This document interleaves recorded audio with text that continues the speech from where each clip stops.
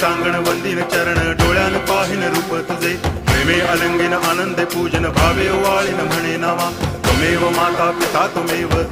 बंधुश्च सखा त्वमेव विद्या करुणं त्वमेव सर्वं मम देव कायेन वाचा मनसेन्द्रियैर्वा बुद्ध्यात्मना वा प्रकृति स्वभावात् करोमि यद्यत् सकलं परस्मै नारायणायति समर्पयामि अच्युतं केशवं रामनारायणं कृष्णदामोदरं वासुदेवं हरि गिरिधरं माधवं गोपिकावल्लभं जानकीनायकं रामचन्द्रं भजे हरे राम राम